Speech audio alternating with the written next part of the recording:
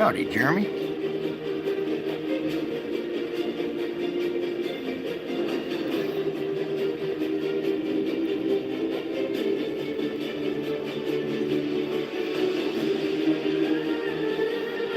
Howdy, Cheryl.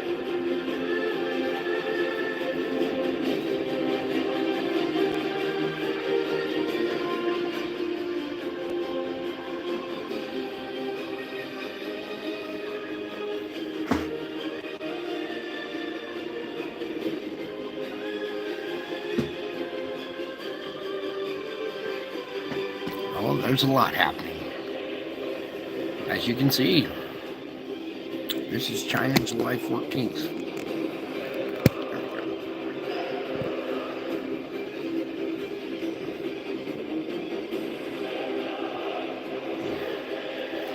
Oh, good, good. Keep busy there, if you know what I mean.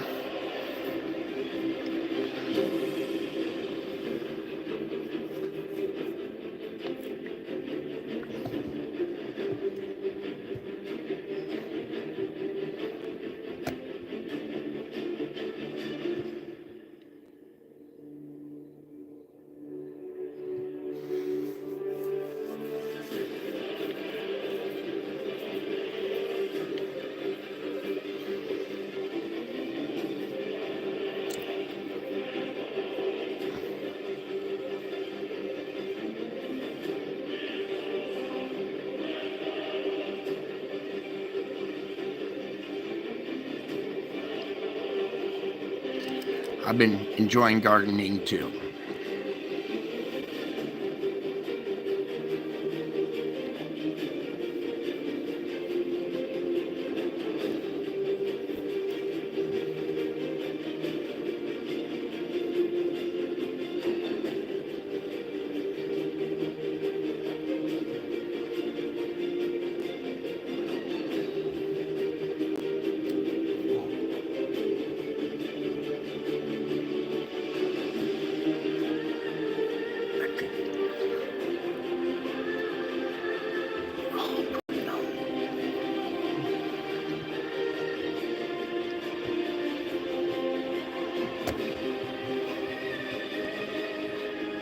Hey, that is pretty good.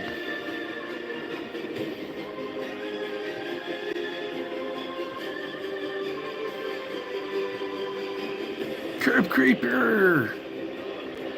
I know, it is a very trying day. So I tried to get on early tonight so we can breathe a little bit.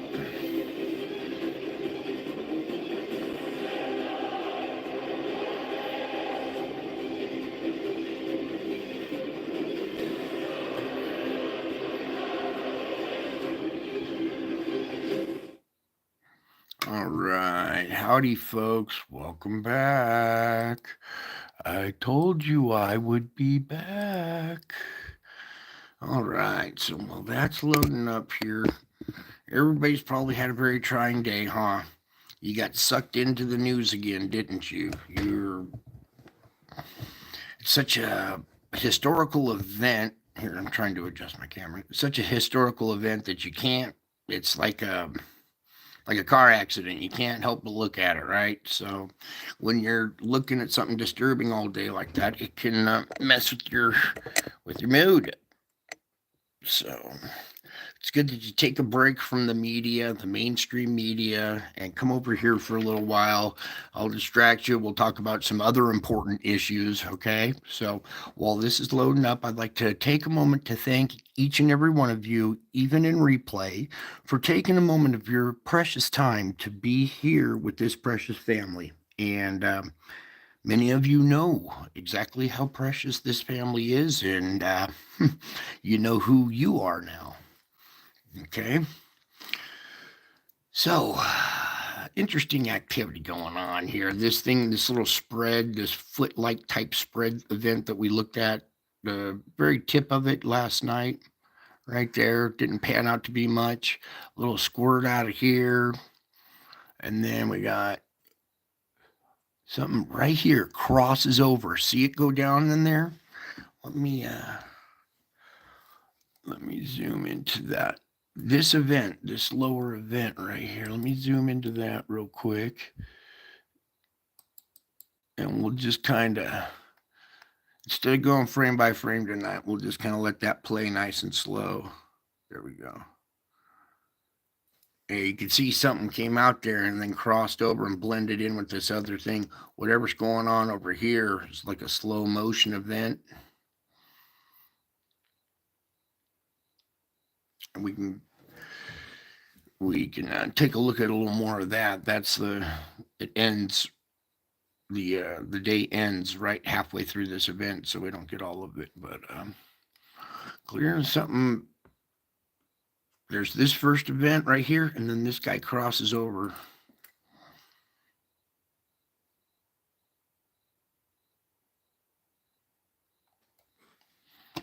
And then here, we'll leave it. I want to pause right there and see what that is. Back up a little bit. You can see two round little objects right here and right there. And that was the last closing frame, 1924. You know what? I'm on early, so we might have a few more frames. Let me reload this real quick. See if we get a few more frames. It's already showing the 15th, so I guess we're missing data then. Yeah, the end of this event ends 20 what? 19? Yeah, 1924. See right here. So we're not even have all the data yet. So there's a couple of little spheroids right there that are popping out. You can see them right there. Pick this little bug flying around there. But anyways, let's come on over real quick while we're still here and just pop open the 15th and see what we got here. We're an hour early, so it's just a few frames of this event still. And you can see this little object right there. Okay, so let me get on over here to our solar ham now. Trying to get rid of the wavy lines and keep everything in frame. Something twisted maybe. There we go. All right. Let's scroll back up here to the top. So here we are. Our solar flux indice is 234. I've never seen it that high. I don't think I've ever seen it go, much past 2. And that's 234. Our sunspot count number is 217. And then our area is in the red too with 2050. So there's a lot of red going on up there. Okay. Meanwhile, our three-day geomagnetic forecast is all clear. And then let's zoom into our GOES X-ray here. Oops. There we go. And you can see here's our X flare from yesterday. Okay. Well, that was actually the first part of today. We reported on it last night, but it was the very first part of today. So usually I'm reporting right around there. So we're about an hour early. Anyways, there's that. Okay. And you can see we've had a bumpy ride here in our main like average is up a little bit higher. Our main solar flux indice is 234. So that's way high. Never seen it that high, I don't think. Probably due to all the stress people are under. No. All right, so X flare potential 15, M flare 65. That jumped a little bit. Okay. Here's we had the X 1.2 earlier today. I talked about that last night. It's all quiet as far as our geomagnetic forecast right now. We'll probably see on the 17th whatever remnants from this latest X flare might cause a little event right there. But so far for the next 3 days, they're calling all clear. Okay. Meanwhile, down here, this 3738 is still beta gamma delta, and let me talk about that real quick here. Pop this one up, and please, Lord, without an ad, I just want the map. Thank you. Now, here we are with this region, And it's getting complex. It's not very intense, but it's very widespread. It's big, it has a lot of area. And there's two regions, blue and red, that are close right here. But that's not what I want to talk about. What I want to talk about is the mosquito on the screen. Come here, you. All right. Is its location. It's right where our IMF line hooks up. Okay, so we come back down here. I can zoom back out. Oh, my kitty's calling me. Let me pop this one open real quick. Okay, so as you can see, our IMF line is arced like this, and when it hooks up to the sun, it's actually over on this quadrant of the sun right here. So where that sunspot region is right where our IMF line hooks up. So anything out of that region would send a little electric jolt down the line. Okay, so and then they're showing a CME moving away. So now we can come back to this. All right, so no update on this report still. Well, the 3738 produced the strong 1.2 that we talked about last night. That region right there. Okay, now it's a little bit further over here. It's moved since this report or whatever. It moved over just a tad bit. So, but it's still in that region where we can hook up with our IMF line. Okay, the other article hasn't changed either. Today is Sunday, so supposed to be a day of rest. Any of you get any rest today? Did any of you take a moment to get some rest today? Because Sunday is supposed to be a day of rest. Well, we all have different schedules now in this modern society. So some people's Sunday, their second day off, falls on a different day of the week. So it's not necessarily, people work weekends, so their Sunday is Tuesday or something. But no matter which day of the week it is, you need to take a day off every once in a while. Okay. And then here we are over at the Schumann. Whoops, if I can get that out of there.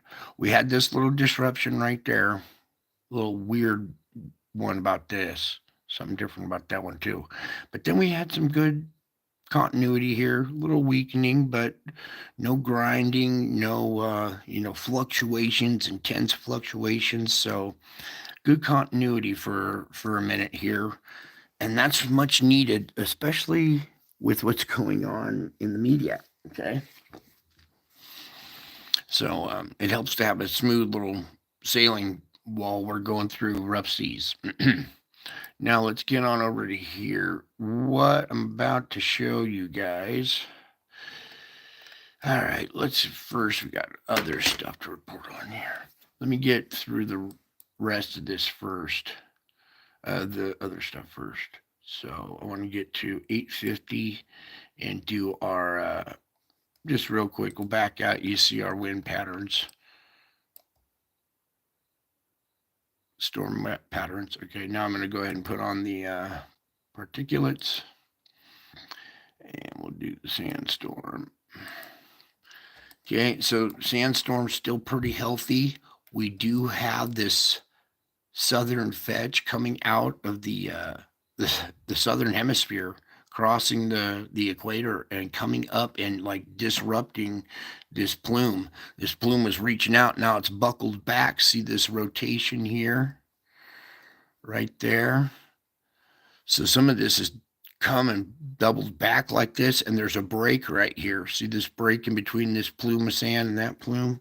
So hopefully we don't get a hurricane or anything to form right in that little area, because the sand has been quelling the hurricane production, the hurricane genesis.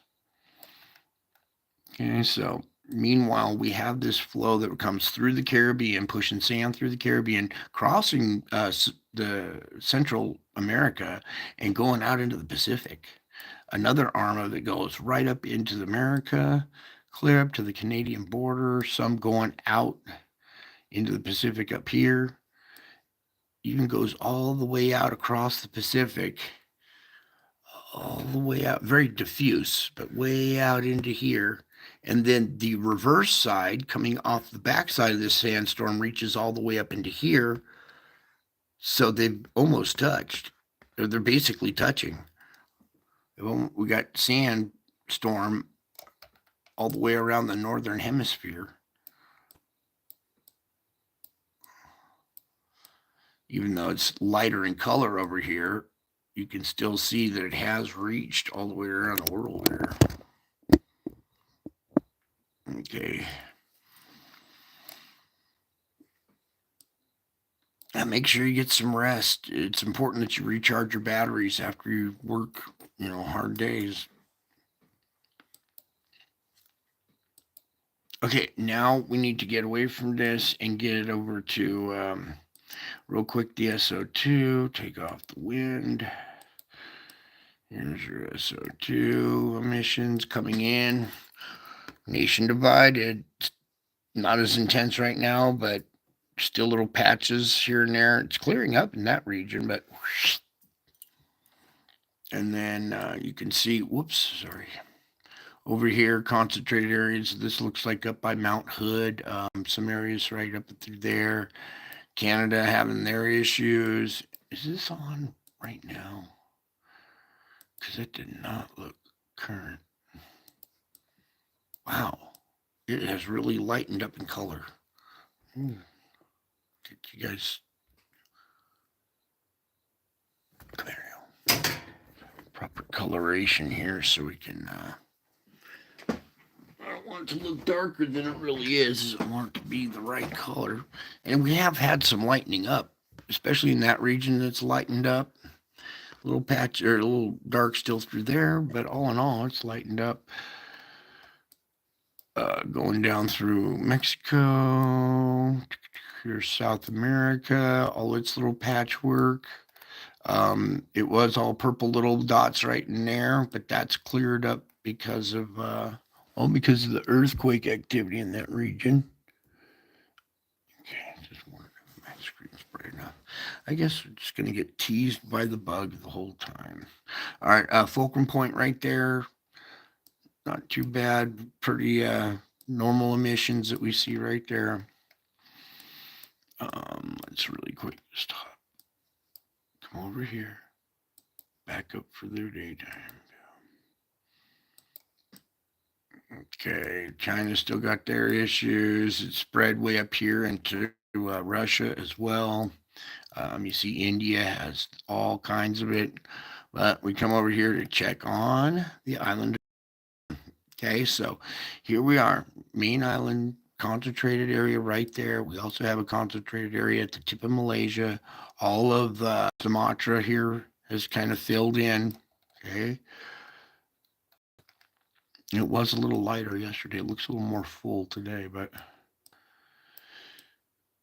all of Europe has all kinds of perforations in the crust that are leaking SO2. There's South Africa as well. All right, now we're going to get into the ocean thing.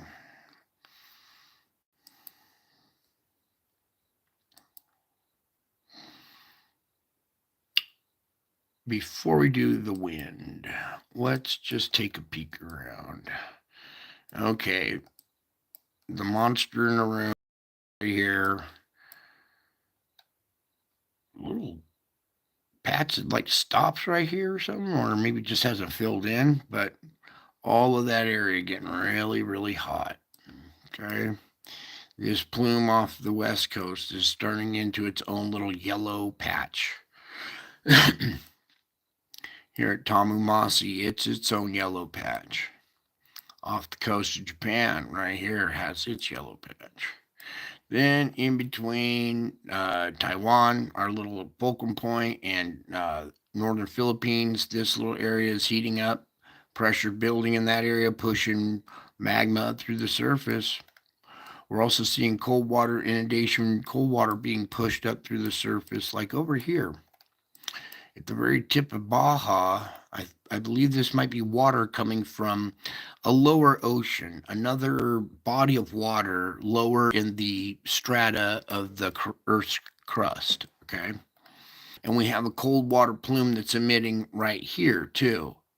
It could possibly be water from a lower strata. Okay.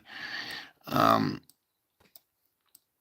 want to get into over here at Japan. We have this big old hot spot that's been doing its thing, cold water right up in that area now. Now, so covered everybody, even these little spots down there. Now I want to get to the wind on. Okay, now we've been watching how the ocean temperatures are affecting the air currents. Okay, so hot water rises, cold water rushes in, replaces it. Well, same with air. Hot air rises, cooler air rushes in to replace it, and you get vortexes. You get like air patterns, currents in the air, wind patterns. Okay, and these wind patterns are matching the heat signatures. Okay, so the heat signatures are controlling the weather patterns. Okay, and right now they're, well, you see we have a weaker conveyor belt type structure here, but we really have this concentrated plume. It's the patterns have been changing according to where we have a new leak, a new perforation in the crust. So right now, this whole region is nice and hot right in there. That off the coast, this right here. Now, cold water coming up from another region. And I'm going to talk about that tonight. Okay, so we cover everything right there. All right, now what I want to do is, so when we get hot water rising and cold water rushing in to replace it, you're going to get vortexes in the water, right? So let's get it over here by Tamumasi, right here, this patch. I'll put that patch right off to the side. And then where do we go? Currents. Yeah, that's it right there. Okay. Oh, I want to take off the window.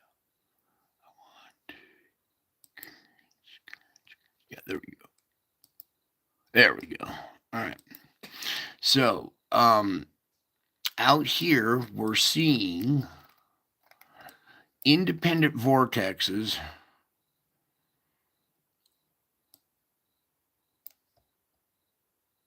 all over the place.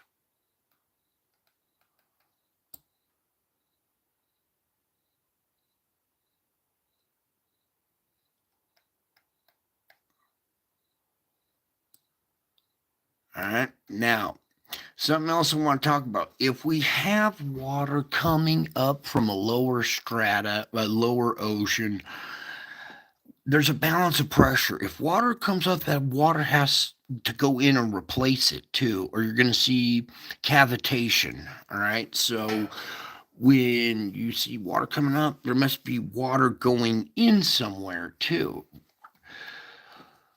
But while I was looking at our currents, just kind of studying what's going on, I'm seeing what's supposed to be happening, and it's kind of correlating and stuff. Let's get over here to the East Coast. I want you to look at this current really well. Okay. It comes through the Caribbean, goes up, does a U turn right here. Instead of going through the Gulf and then coming out, we have that cold water patch right here, right? We have that cold water patch right here that's keeping this conveyor belt. This is a current in the water, okay? Now, the water, you're not going to see a big old conveyor belt in the water because water's a lot more dense and it has, well, it's a lot of force to move all the water. Air moves a lot more, moves easier to that effect, to the heat rising, cold replacing effect. All right. Now, out where our heat signature is out here. Look how many vortexes we have going on out there. These are currents in the water, okay, spinning around.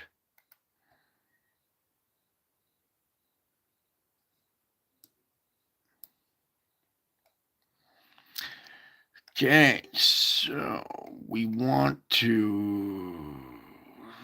Are we ready for that now, Lord? Okay. So while I'm looking around, we're here at the equator, okay? And we have different currents that run along the equator. Some run this way, some run that way because, well, you're right at the equator. Now, I found something interesting here. I want you to take a peek at this. Here we are in South America. Now, these aren't temperatures. These colors, let me reiterate. Our color pattern scheme here is the speed of the current. Okay, so color is to speed, not to temperature. Okay, very important that we denote that. Okay, so this is not hot water. This is fast water. This is a very intense, strong current. Do you understand that? Very strong, intense current. I'll leave it right there for a second.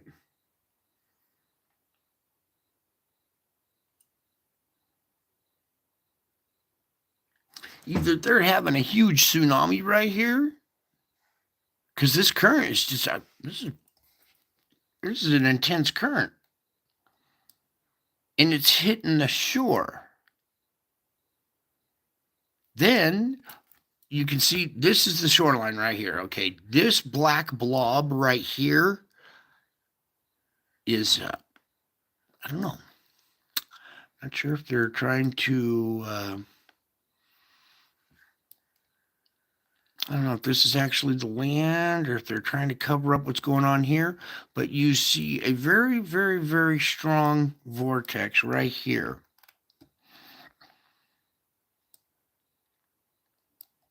You see that right there? It wouldn't surprise me if there's a whirlpool out here off the coast, somewhere right out here where the center of this rotation is. There could possibly be a whirlpool out here. There might not be any shipping or traveling going on along these lines because the currents are so strong. Okay. Then, as we see this rushing into the land, it's just not jiving right. It's almost as if there's a hole and this water is rushing into like a drain, almost like a hole in the ocean floor, is drawing this current so fast into the shoreline. I mean, it's got to be pounding surf 100 feet high if that's how fast the current. It's almost as if the water is dipping under the land. Over here, dipping under land, coming back out, circling around, coming back in. If this is land, I'm not sure if they're trying to block this out or what. It looks like they're trying to block it out. So if we have water going in, rushing in, and say, okay, we're at the equator. Now, there could be another factor. This is water flow because we're at the equator and it's turning around because, there's a change in direction at the equator. Water wants to rotate one way, the other direction wants to rotate the other way. Okay, so note this is going this direction. But then if it's going under the land, well, it's got to be coming out somewhere. But looky here. What do we have here at Africa? Another case where these currents are raging inland.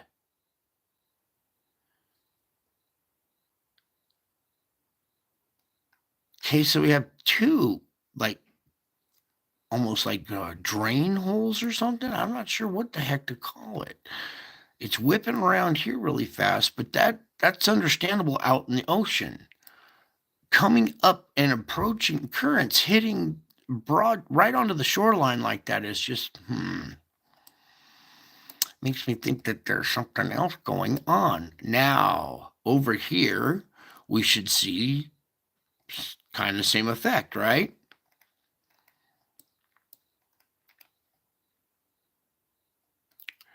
That's coming out from the land.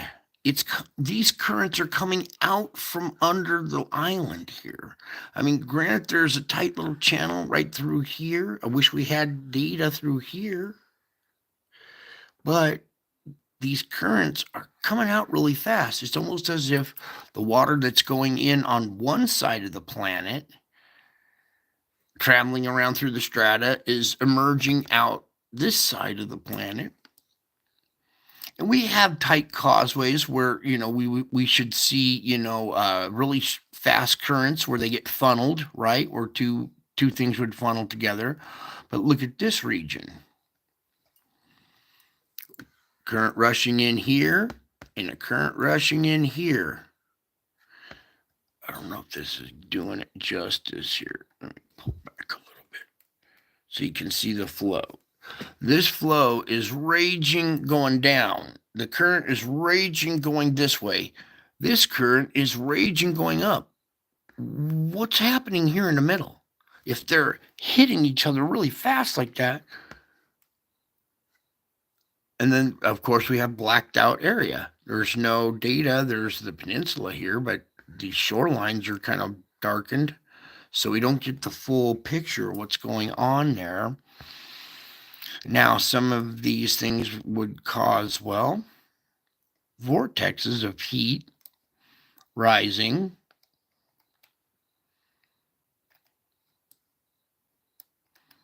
These are currents. Wonder if there's a whirlpool in there. I'll tell you what, I wouldn't want to get caught in a boat in that. Now, you can see currents rotating this way, currents rotating that way. They slam into each other and they create a barrier, right? Pretty straight line barrier. Can you see that straight line barrier right there? All right. But let's come over here now.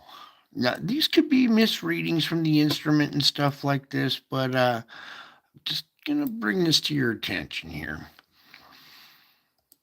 I think it's over here. Is it right here? Yeah, here we go. So again, here we have a very strong current emitting from this island. It's coming out of this island. You can't see the black area, but these lines are coming out really fast and turning hard here. Meanwhile, these ones are coming out, turning really fast and going hard there. They're both going so hard, and then there's this solid line.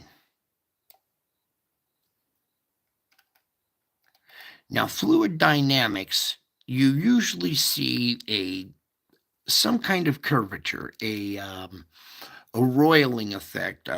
Water likes to move in circular fashion. This straight line effect, look, there's something else going on there.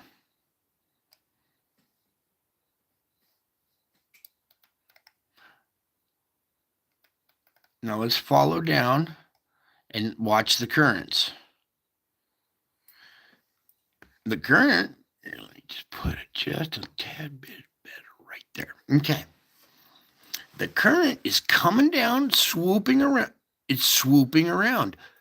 When I do my fluid dynamics, if I want to make something do a U-turn, I'll put a wall or something right there to make the water turn and go around it, or the wind also to turn and do a U-turn and go around it. Then it races really hard at this wall and stops.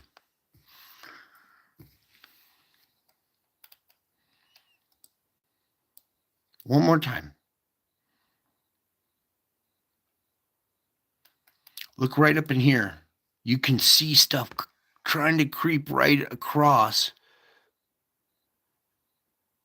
But this is coming outwards. It's not going in. These are coming out and turning this way. See the flow going in and coming out?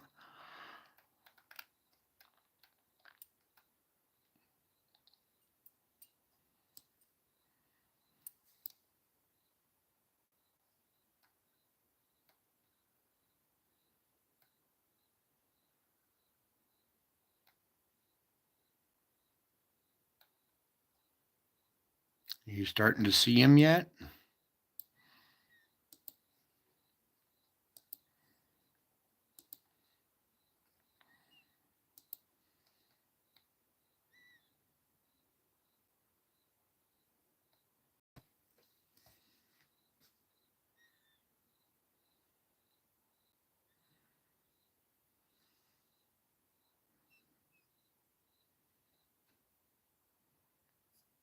magnetic field lines.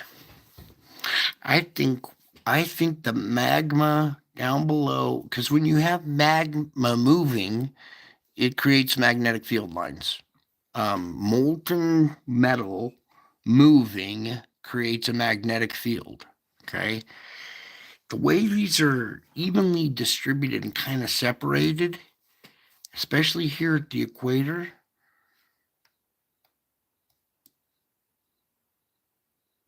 I'm wondering if we're starting to see magnetic field line affecting our currents.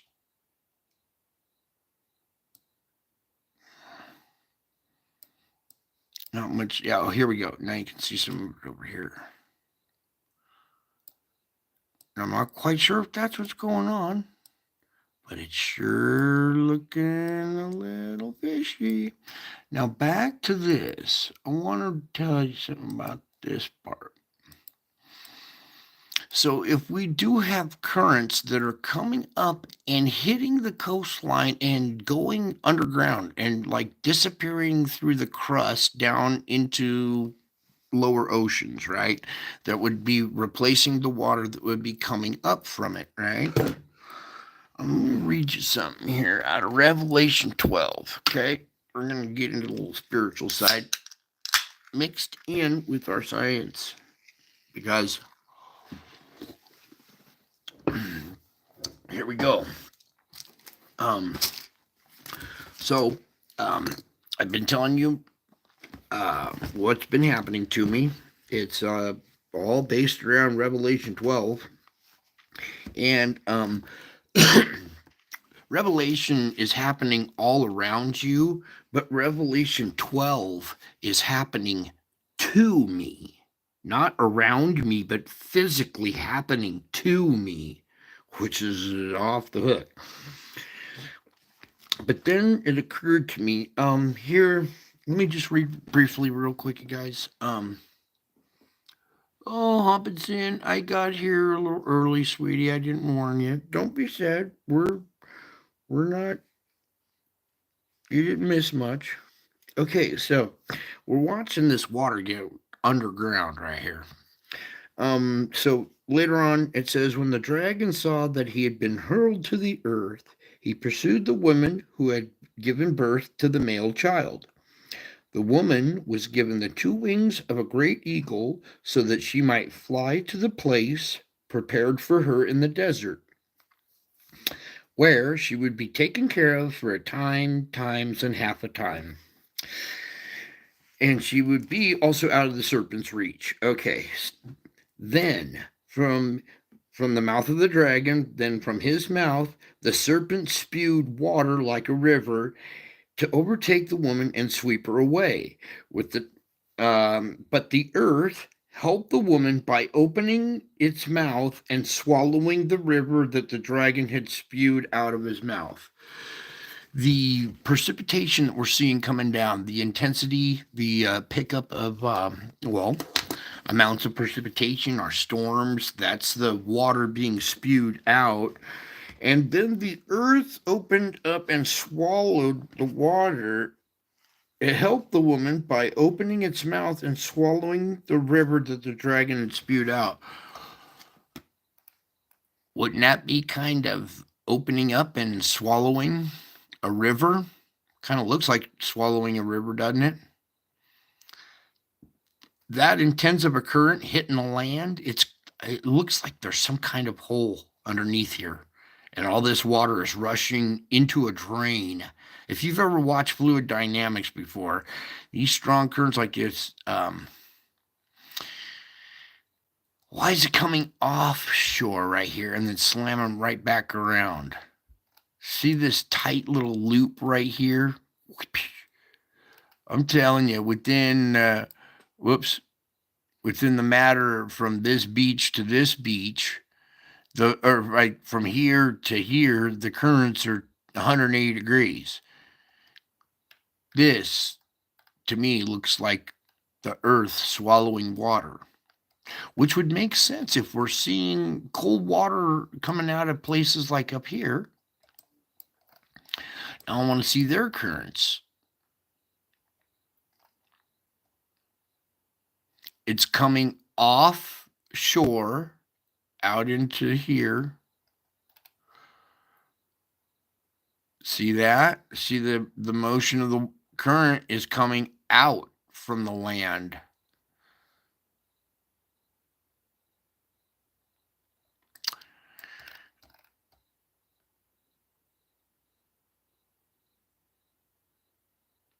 Very interesting what we got going on here. All right, so I just wanted to, and then here's another spot where we? Whoa. Nice and easy.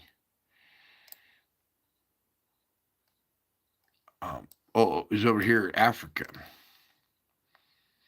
Another spot where if this water is going under the land, because look at this point right here. See this structure of land right here, this round little bulbous point? Where's it going? It's got to slap against something and reverberate and come out. It's almost as if there's some kind of hole right around here, because you can see this stuff flowing and wanting to go into something as well. Now, mind you, we're right at the equator where we should see separating events like this right here, okay, and where currents would come up and double back and go back down and around. But this kind of goes, it's aiming towards something that's above the equator,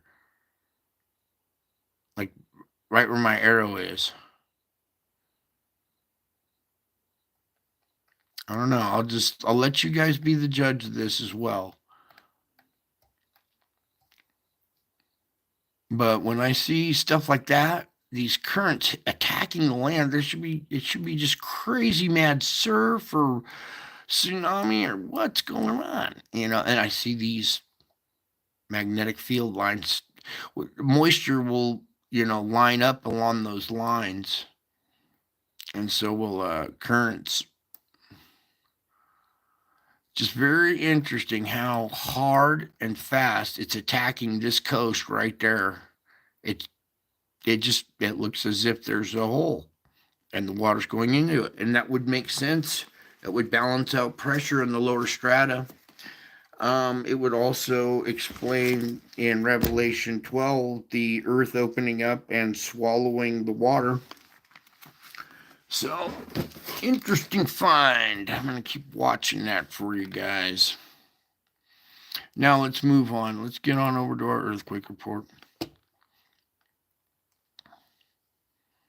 So in the last few minutes while we've been doing all this reporting of, that current and all that stuff possibly going underground and reading it out of Revelation 12, how that could be plausible and stuff. During that whole explanation, how many times did you think of Trump? Probably didn't, huh? Good. Now let's keep moving. We have a lot of deep quakes right now, okay? And a lot of, activity down deep. So let's just get started with this. First, we'll get started right here. Here we have a 5.3. It's down at 586. That's a pretty good depth. I mean, that's pretty deep. There's your one deep quake. And we're talking a jump in magnitude at depth, okay? That'll result in bigger magnitude at the surface, right? Let's get over to here.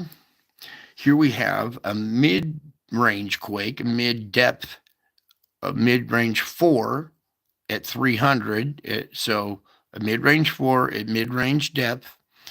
Here is a 4.9. What do we do with those here? So let's call it a 5.0 down at 570. A second deep quake. So two deep quakes. Over here we have a 4.7 at 117. And then up here, 5.0 energy at the surface being relieved on the plate boundary. Interesting little packet right there. And then nothing through here. I was expecting to see out of this, when you see a pretty decent 5.3 down at 80, 586, maybe we haven't seen the residual effects yet, but something right here, usually this island has relieved a lot of pressure, so it relieves pressure through the system. And maybe it's just We haven't seen the residual effects from this deep quake yet, or this island's doing its job and so are the volcanoes. Over here really quick, 4.4 down at 108.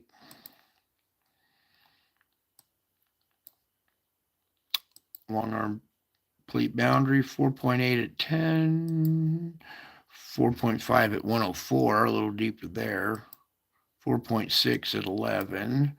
In between our last little quake and our fulcrum point, this area, 4.4 down to 15. Again, in this little trench that's in between these two little mountain ranges there.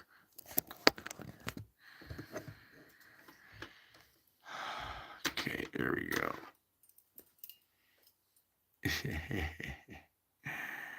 I love you guys. You're awesome. So no quake at our fulcrum point. It seemed to be kind of jammed up right there. Oh, it's all good. Howdy, Rowdy. You can leave it, dude.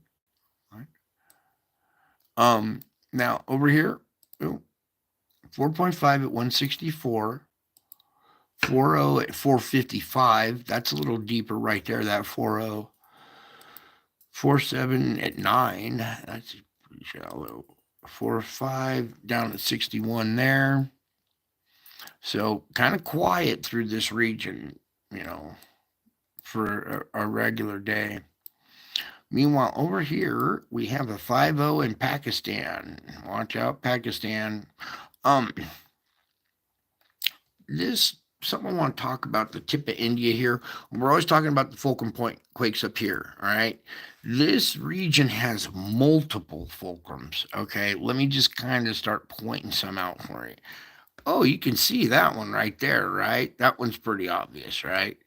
Ooh, you can see this one here too, right? It has a sub one right there. So this whole mass has a substructure to it. There's a fulcrum point, right? Oh, there's another one. Oh, look. Whoops. There's another one. Right? But what you don't see is this fulcrum point pushing down there, this fulcrum point pushing in here, the one that's pushing down this way, the one that's pushing down this way. We have a fulcrum point quake right here. It's in this fulcrum mass. Okay, the energy is pushing this way. It didn't reach the very tip. It's backed up a little bit. This might be locked up in this region because look at the shape of it. It's like a giant hook puzzle piece. It's just not going to move. So any energy that wants to move at the fulcrum point here gets backed up a little bit in these pressure ridges. See how these pressure ridges stack up back? If you ever pushed snow with a shovel, you'll see this little mound form out in front, and little ripples will start to form in that mound. Little pressure ridges. There we go. And you can see it right in the middle of that fulcrum point of pressure ridges. See, there's a fulcrum point here, one there, one there, one there, one there. It just keeps adding. They're all stacked up and backed up. So right there is your 5.0 at the surface fulcrum point, relieving pressure in that area. It doesn't look like one, but it is. Now that you see with a different perspective, you see it now, don't you? See, this landmass is pushing down that way.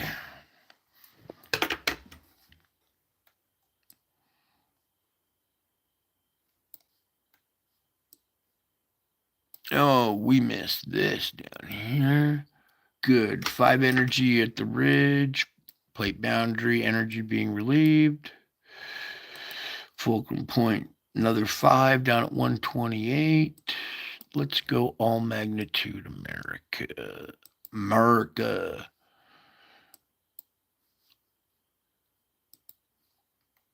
Land of the stressed right now, huh? Okay, here we go. 4.5 down at 51. That's a little mid-range 4 energy coming in. Okay, again with our fulcrum points, they come up here. There's one right up there. Whoops. put it in the middle of the screen so you guys can see it. Come up here, there's one, there's another one right there, and then up higher. So this little guy right in there is a good indicator of what we might see coming. That's 1.2. Let's see some of these other little 2.3 and 2.0. What was this? I'm just looking for the biggest energy in that region around the focal point. So mid-range 2. This is down at 51. This is probably a volcanic activity or earthquake at a volcanic island. Oh, no, not necessarily. Here's our plateau. Right on the edge of that plateau, though. Okay, coming down. Inside focal point, 2.5, and then we come down to here. We're not going to do a bunch of magnitudes, but I just want you to see that there's a little bit of going on here in the Puget Sound area, outside of Leavenworth. Right here at the peak of Rainier here, we got a little activity. Earthquake activity at volcanic sites is an indication of pressure down below. Bingo, bingo. There's little microquakes. It's relieving pressure because it's stopped up. It can't explode and do a volcanic eruption, so it's rumbling around down below. Also, sign the magma is moving around down there as well. So West Coast looking pretty quiet right now. That's out in Idaho. All quiet along the Juan de Fuca. We saw some good quaking along there. We've seen a cold water inundation in that region. Let me go back to that real quick so I can show you that. I want the SSTA, please. And then without that. And we were talking cold inundation where? Oh, yeah.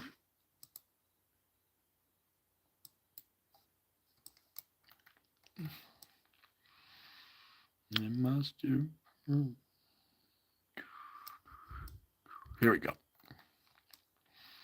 So this really intense cold pocket right here that might be coming from lower strata has cooled the area, has kind of quenched the pressure. You can see just outside the Juan de Fuca, we have this huge mass. Let me kind of get them about even proportion for you.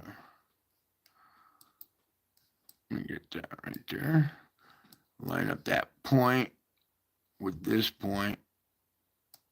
Right there, back out one. All right, there you go. Now you can see where our point is here. That's the tip of California. Here's the tip of California.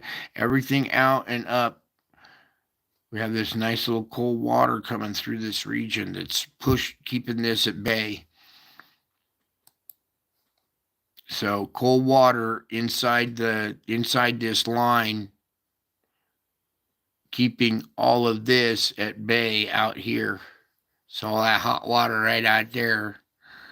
And this is kind of, when it works and relieves pressure, it's doing that effect right there and keeping cold water, allowing cold water to probably come up from below and defend against this hot plume right there.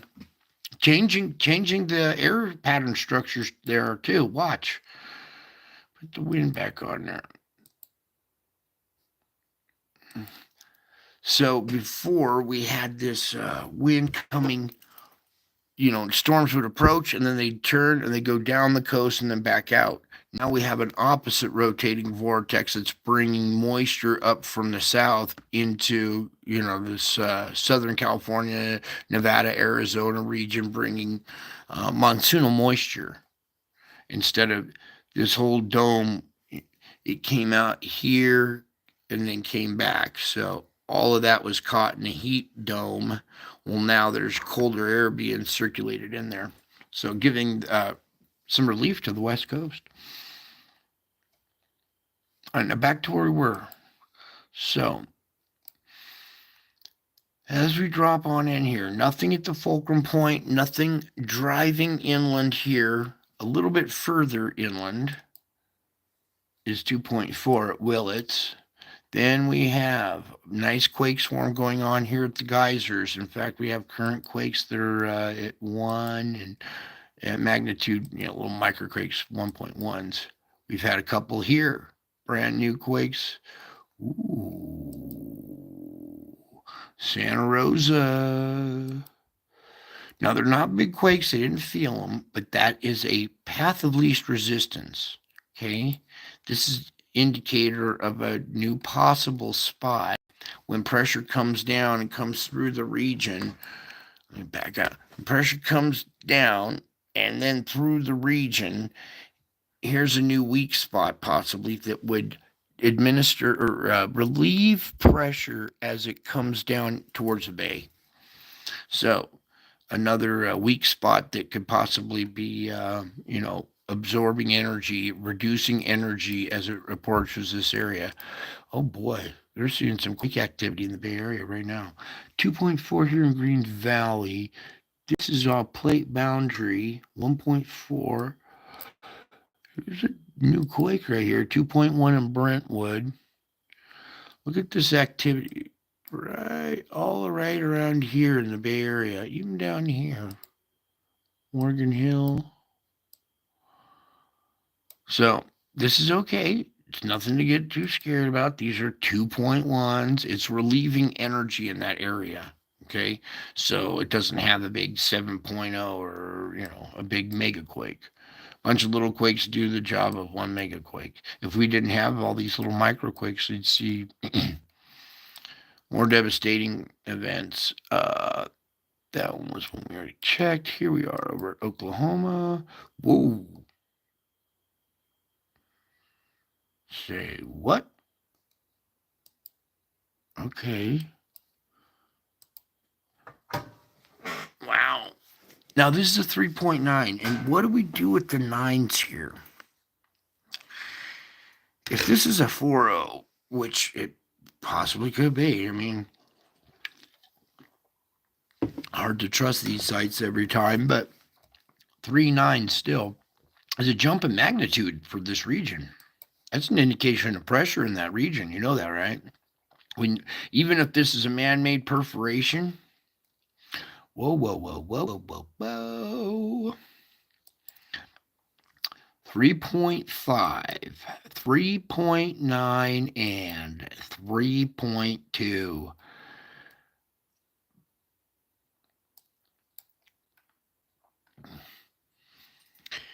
You guys know what I'm going to say, right? Path of least resistance, new weak spot, possible new weak spot, a spot to watch here because it wasn't just one little quake right up here. We had 3 of them. Let me do this one more time because 3.9, which is almost a 4, the depth is at 0.9. We know perforations in the crust, right? Man-made. But a jump in magnitude and 3 of them. Ooh, boom. You know what that just did? That relieved pressure in that area. I should get somebody to crack my back. It's Oklahoma. Nothing around the New Madrid. Okay, bang. All right, so Oklahoma got their back cracked. That's good. Just real quick on the Cocos, mid-range 436, and any jump in magnitude out here? 2.8. Nope, kind of back down, actually. So there's your quake report. Yep. All right, let's get some of this stuff out of here.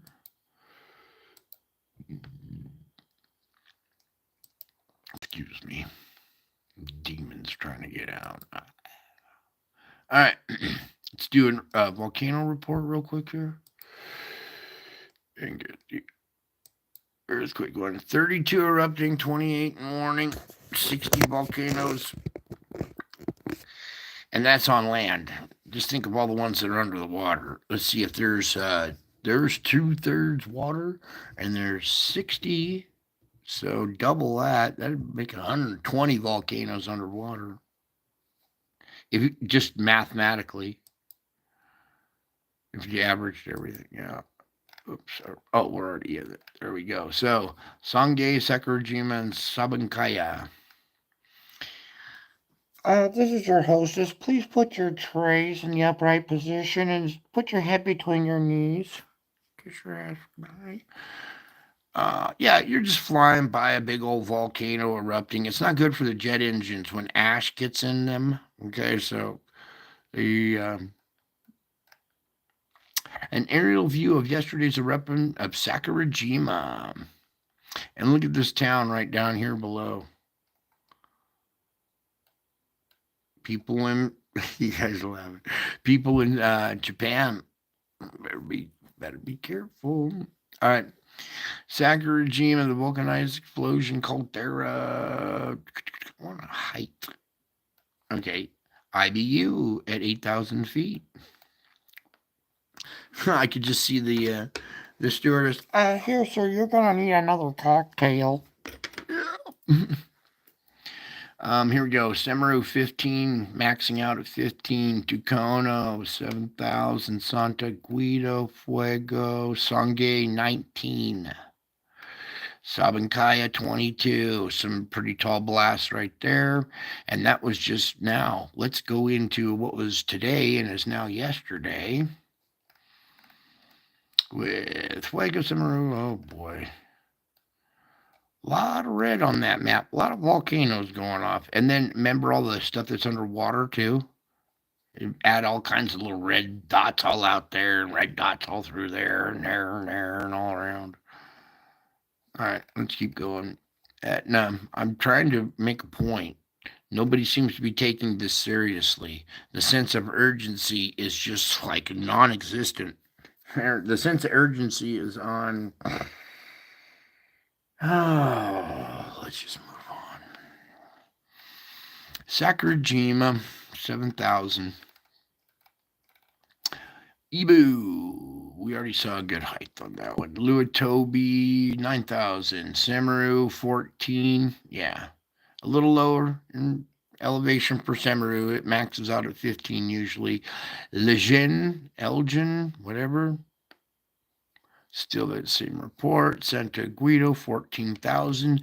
When we see another increase in pressure, say we get that X flare to the face and we take on a big geomagnetic storm that absorbs all the way down to the core and the core burps and spits stuff back up, then we'd see this guy maybe in East Java. East Java. That one would probably be likely. Santa Guido, 14,000. Fuego, 620.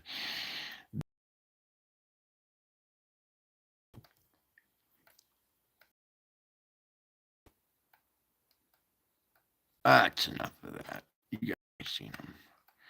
We got the regular crowd here. Yeah, if I had told you 10 years ago we have 60 volcanoes erupting, you'd say, Brian, you're crazy. Well, here we are, 60 volcanoes, and I'm still crazy. Crazy for you. I'm crazy about you. All right, let's load this up. Meanwhile, that's loading. Thank you for taking a moment of your time and just being patient while this loads up. I mean, we're all learning patience here, aren't we? As we go through this process. Most of you can see now that it is the process. It's revelation that we're enduring. They're all signs. They're all prophecies that are coming true. Everything that you're looking at really these days is, well, gotta wonder where you're actually at. Okay, here we go. Opening frame. The nighttime of July 14th. Severe weather, little blip up there, little blip there. Morning time of the 15th. Noon, convection, nighttime. Nighttime here around Illinois, Chicago area. Watch out, it's the night of the 15th. Tomorrow night. Here we go. The morning of the 16th. Across Illinois, Indiana. noon, convection, nighttime. Okay, nighttime, nocturnal again through there. Now, going into the 17th, we have our normal forecast going right here. We have many players, many factors contributing to the weather. Really, everything. The spiritual realm, the spheroid activity, your particulates, your added moisture, your increased wind speed, and just everything is contributing to our weather. So it's making everything forecasting very volatile and hard to do. And anything further out than like 3 days that we don't know activity on the sun, which takes 3 days to get here. So weather after 3 days is kind of hard to predict unless we know what's coming off the sun. Meanwhile, we did have our event that came off the sun on the 14th. Now, they didn't see any much of a CME, but said object might be coming our direction. So a geomagnetic storm would reach around the 17th, leaves the sun the 14th, depending on speed. Our average time is 3 days. It's not exact because it depends on the speed of the event itself. So X flares travel faster sometimes. Maybe it'll get here in 2.5 days, maybe three right on the dot. Anyways, 3 days out from the 14th would put us right around this time frame. So we're going to start with the morning of the 17th. Anything that you see on the screen right now could be enhanced by geomagnetic activity, okay? So we already have severe weather right here in the Ohio Valley, Indiana, Ohio, back here in Missouri. Both of those events could be enhanced a little bit, and that goes for weather around the world, not just here in America. Any storms that are currently going on around that time frame, if we have a geomagnetic event, will enhance the storm activity, bombogenesis.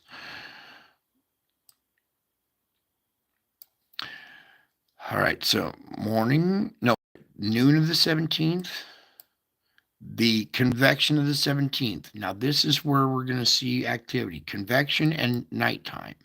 So I'm going to back up to the convection of the 17th. This is as much as I can zoom in, but I want to leave it there for a second so you guys can see the speckled effect. These are isolated supercells that are dangerous because they have room to breathe. When they blend in together and create a QLCS, they can spin up, but they tend to get cut off. When you have individual pockets like this, these ones will travel long distances without getting cut off, or something merging into it and diluting its power. All through that little areas, all these little yellows, okay? All through this area, all up into here, okay? All these little individual sites could be supercell activity, all right? So it's not just necessarily a region, it's like a shotgun blast effect, all right? So you're going to have to check your skies and check your local weather very carefully and monitor the activity on the 17th. On the 17th. Now, we are at a convection there. This will be the nighttime, so enhanced activity at night, again with your isolated supercells all through this little area, going through Tennessee, up through here. This whole green blob, basically, anywhere in there, and even in this little green blob too. Okay, so I pray that doesn't happen, that we don't have a geomagnetic storm, that this event that caused the X flare, goes south or, sideswipes us. We don't have a magnetic interaction with it. And then there's your, even down here in Mexico and stuff, that activity can travel up this way into Texas too. So we gotta just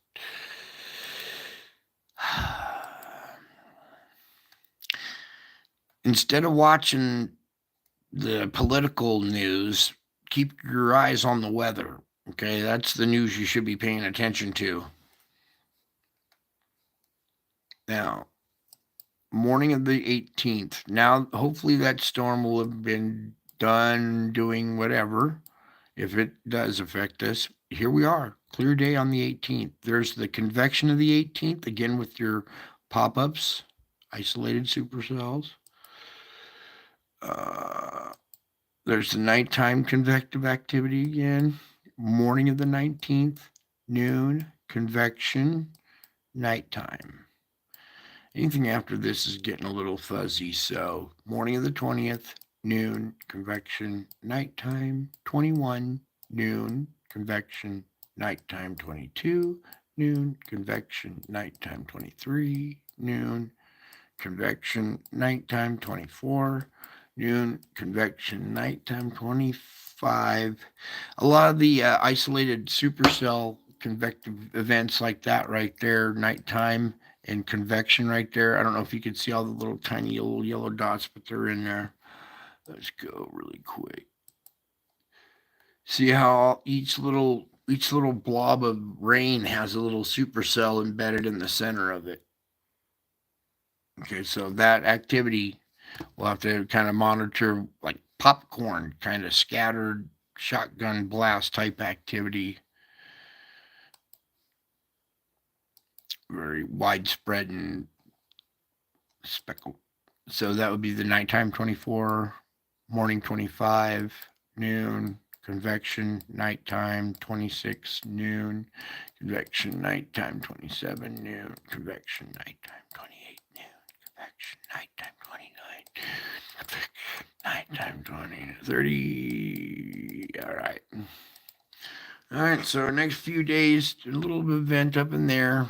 Chicago, everybody watch out. And then this thing in the Ohio Valley. Anything after that is we'll have to do on the next show. Current in the morning, that's the noontime, and then convection and nighttime. Tomorrow night's event will be in Chicago. Okay, so everybody watch out. It around that region tomorrow night, even into the morning hours of the 16th. Then here's the nighttime of the 16th, and then we go into the 17th, okay, which could be the day of the 17th. So a little bit to kind of watch out for. Our weather's kicking up a little bit, but after that, it shouldn't be too bad. All righty, so now we can start the good stuff. And I want to get a couple of things pulled up here. Look at me, my kids when they were kids. They're all grown up now. They both graduated. All right, so I got that one pulled up. I'm gonna pull up some other stuff here.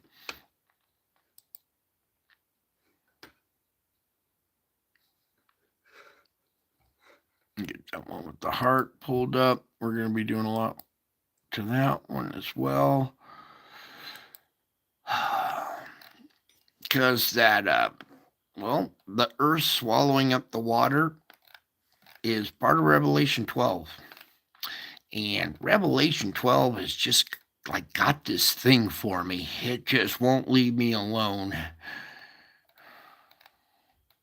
It is physically happening to me. It's happening all around you, but it's physically happening to me. It's disturbing. It's painful. It's arduous. It's fun. It's strange. That's probably good right there. Oh, I can hear people listening. All right, so hopefully you've been here to this image. You see that everything is coming from Jesus' heart. The spiritual realm is showing up in the clouds, as it said it would in the Bible. It says, look up, you'll see in the clouds, right? The clouds, the spiritual realm happening in the clouds. So it's important that you look up and not look at your cell phone all day long or a chat room all day long, because you will never get outside to see the weather. That's another reason you should be looking up, checking your weather, and then I hope you don't see sometimes what happens is these storm fronts have a nasty looking face on them sometimes. Well, not that face, but it could be a nasty one sometimes. Oh. Yeah, we could sample vegetation. I like the I can help you guys with that. All right, so we got this image, we got the other one, and then what was that you were talking about? The community. Oh, pull something out of my community. Okay, let me pull it up. I guess something out of the community page here.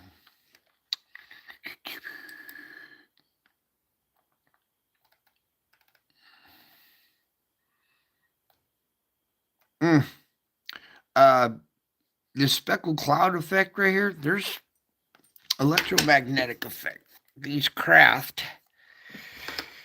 when they put on their cloaking device causes water to condensate and shape and form a cloud, and a cloud will form around a disk, around an object. This is the very next day after this thing emerged from the sun. It showed up right next to my house.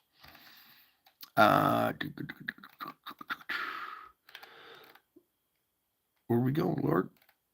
Oh, you see the dog right there. The eyes and the nose, sticking his tongue out. And you see the kitty there, the two eyes and little ears and little nose and whiskers. Little face hiding in this one. Oh, nothing going on here. Just a cloud. Nothing to see here. Just a round cloud. Don't mind me. I'm just passing through. Round cloud passing through. No biggie. There's like Cat in the Hat. Can you see the eye here? Like, there we go. It's more like the bad guy Cat in the Hat cartoon. His eye, his nose, the whiskers, the mouth. I think he's got a toothpick or a cigarette or something in his mouth. He's got a black cowboy hat on. Right there.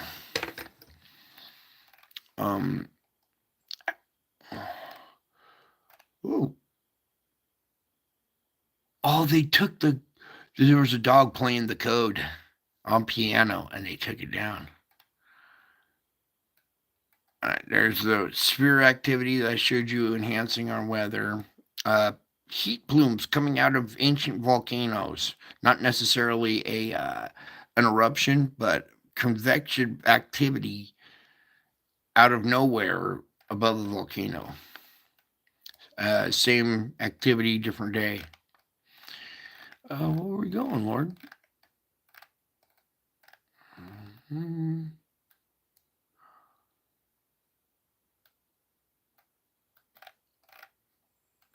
Oh. Let's do this one. Hopefully you can see, let's put it right there, the dog face.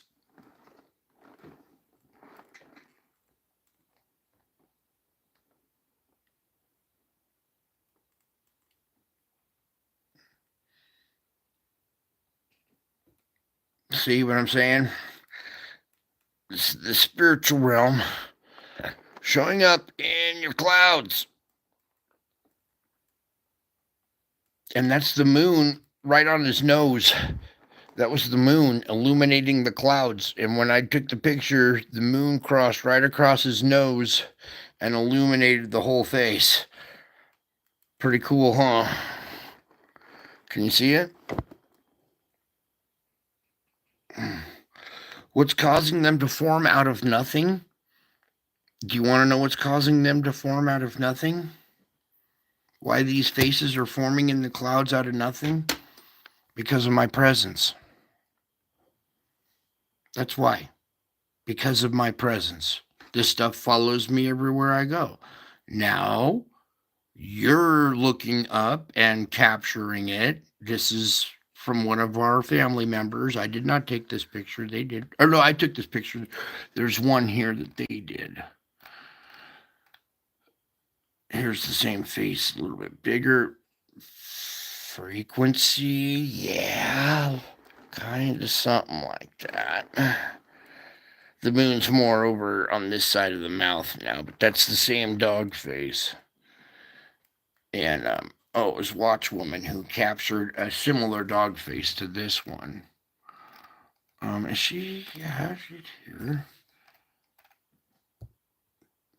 She was here. She might be asleep now. Yeah, I bored her to death. She went to sleep. So, yeah, I thought so, Sin. I was gonna try to get over to your stuff and check it out before I did the show, but all right, I guess that was it. Where did that one go? Oh, it's in the shorts. That's where it is.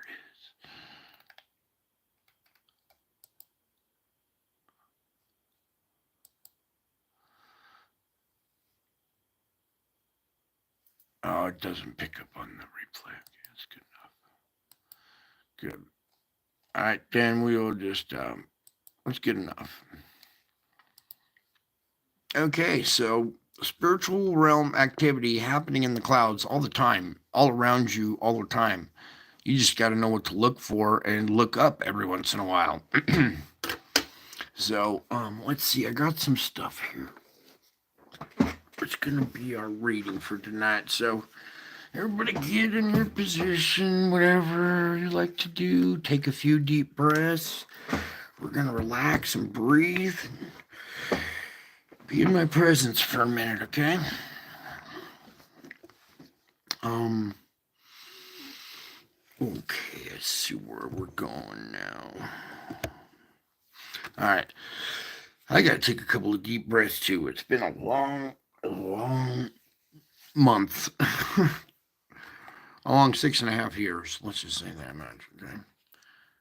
While you're looking at that, and you see this as well, this is my face in the clouds, okay? With the crown, happened on Easter. You're seeing my face in the clouds. Here's my face with a crown up here. You're kind of faint or whatever, but there's my goofy looking face, but it's coming from Jesus' heart. My face and his heart are the same thing. He says, when to seek my face. Well, what's your face look like? Everybody says, what's his face? They've all seen Jesus except for his face. Well, what do you think Jesus' face looks like? It looks like this. All right. And happens to be my face. So, when you look at this stuff, it's important that you understand what's going on. It's important that you trust me, okay? Because that's where the real blessing happens. That's where the miracle happens, is when you believe me and you trust me, because then something miraculous happens to you.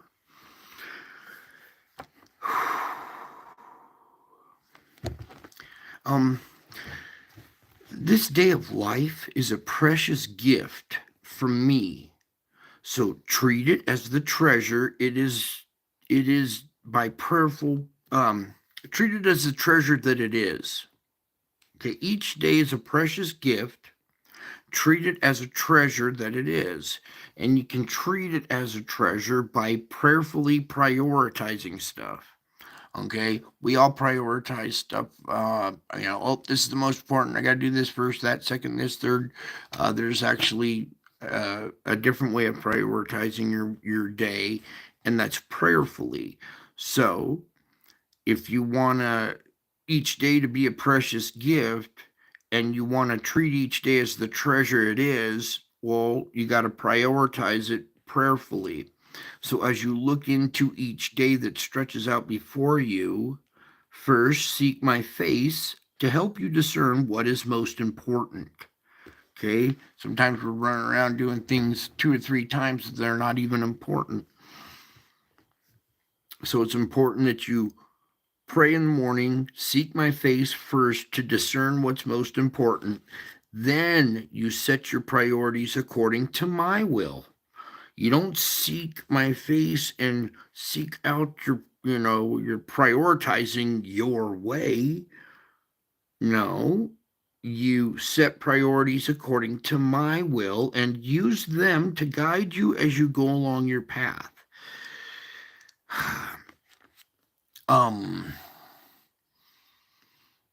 Well, I'm trying to come up with a good example for you guys of setting priorities according to my will. When you're reading the Bible and you understand, or to do unto others as you're to do unto done unto yourself. So priorities will be like helping somebody else out first before your priority of 2 hours on TikTok.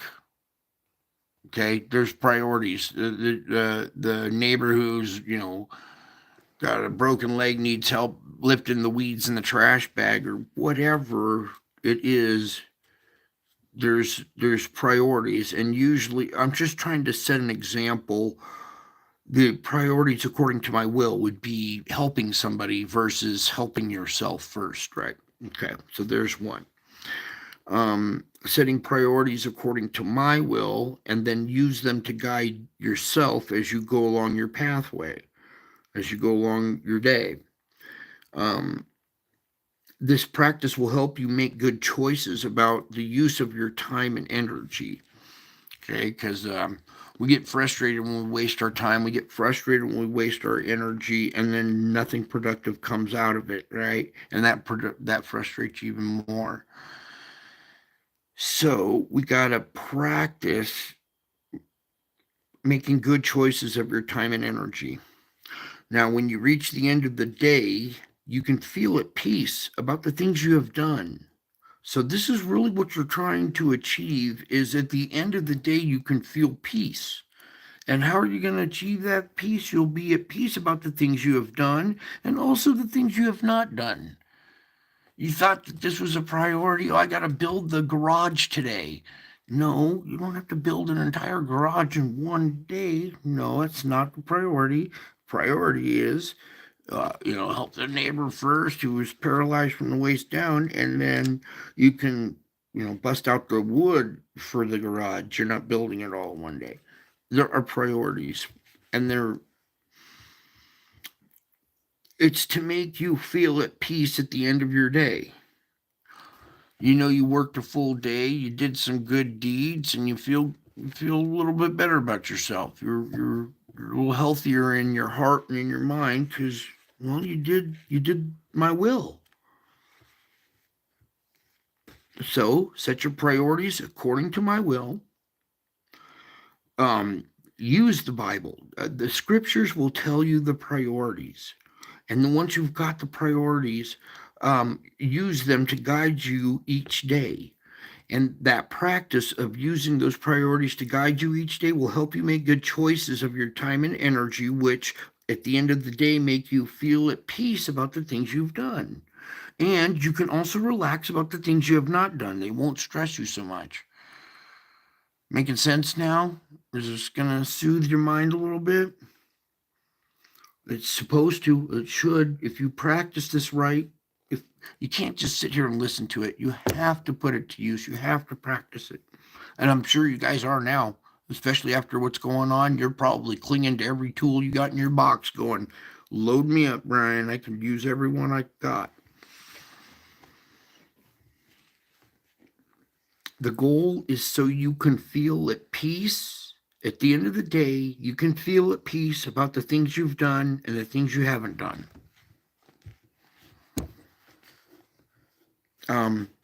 Now, I encourage you to invite me into everything you do. The briefest prayer of "Help me, Lord," is sufficient enough to involve me in your activities. Help me, Lord. That phrase right there, please scream that out. I love hearing that one. All right? Because then I can hop into action. I cannot help you if you don't call for help. And it's just the briefest prayer. You help me, Lord. And then whatever. Help me, Lord. These people keep cutting me off in the grocery store. Am I invisible?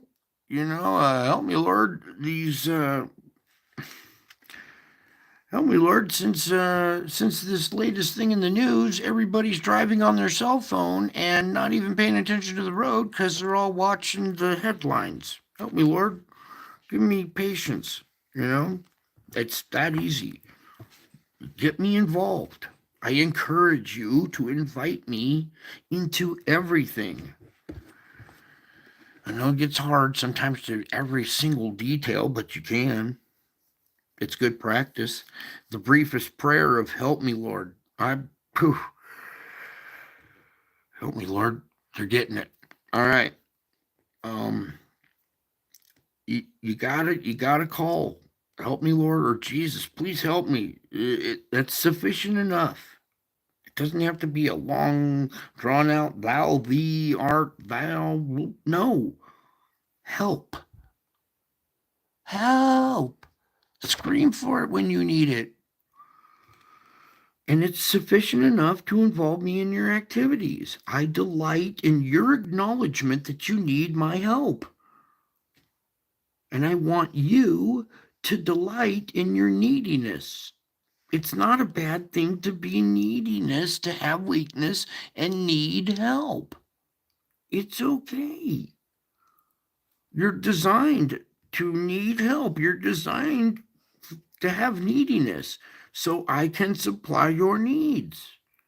And I want you to delight in that neediness. It's the strong link to my presence. And although living in a dependent mode is countercultural to this society, it's a blessed way to live. It truly is. You gotta try it. You'll find something in there. And don't leave till the miracle happens. So, even though living in a dependent mode, everybody wants to be independent. Oh, I'm independent this. No, independent state. No. You're in dependence. So it's okay to be dependent. Living in a dependent mode is countercultural. It goes against the grain of society. It's hard to do because everybody looks at it as you're dumb, you're stupid, you're whatever. No, it's countercultural. It's hard to do. People shun it, but it's a blessed way to live, and you get to rejoice living in my presence. You get to rejoice living in my presence, where they're not dependent. They got it. They got it all. They got it all taken care of. They're masters of their own universe. So I can only help the people who call for help. And then another thing we got to talk about too. So when you call for help, say you're drowning, right? You call for help. The lifeguard comes to rescue you, right? Don't drown the rescuer. Don't kill the rescuer who's coming to save your life. It's just kind of counterproductive to, deny the person who's trying to help you. It's don't hurt the messenger. I'm here to help. Let me just say something else. For the people that are still here, you love me because I first loved you. Did you know I had my eye on you long before you were interested in me? Yeah, I had my eye on you, even in replay. Yeah, you. I first loved you. And a lot of you found your way here and you love coming back to the show. You love this part. It brings you peace. You love the knowledge that comes with this show. You love me because I first loved you. I did. I had my eye on you long before you were interested in me. I noticed everything about you and followed you everywhere. I orchestrated circumstances and events in your life to help you see your need for me. And it got you here to this channel, didn't it? I want you to wrap your head around I orchestrated the circumstances and events in your life to get you here to this channel to help you see your need of me. Ta-da! Ooh, I dimmed the screen with that one. What? Oh, that was awesome. Okay, so if you're here, I orchestrated the events that got you here because I had my eye on you a long time ago.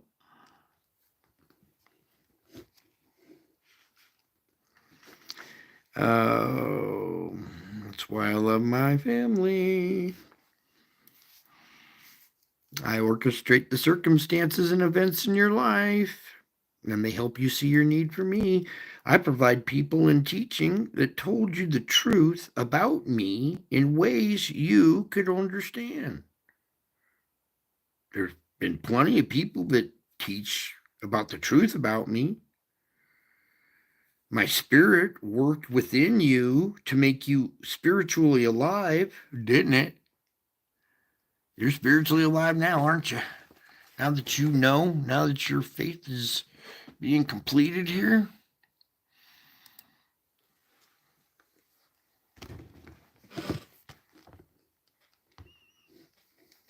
I provide people teaching. They tell you the truth about me in ways that you can understand. My spirit worked within you. It made you spiritually alive, enabling you to receive me and believe in my name, huh? Now you can receive me and believe me. You can believe in my name and you can believe in the name of Jesus now, can't you? Both you can believe in, huh? You receive me and believe in my name. That makes you spiritually alive. That's the only thing that makes you spiritually alive is in receiving me and believing me. Because if you don't, the people that do believe me, they can see how not believing doesn't work, how this whole thing works. Oh, I feel bad for the people that don't believe him because they're almost there. They're about to make it. If they would just believe him, they would see what he said, what he's talking about. They'll be spiritually alive too. See, I want everybody spiritually alive, not spiritually dead or spiritually stressed. I don't want you spiritually dark.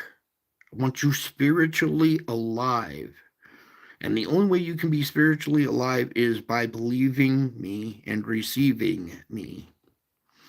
And all of this flows out of my deep, powerful affection for you. For you here at this channel. You are the ones I selected. I have loved you with an everlasting love. And the more you realize the immensity of my adoration for you, my love for you, my unconditional for you,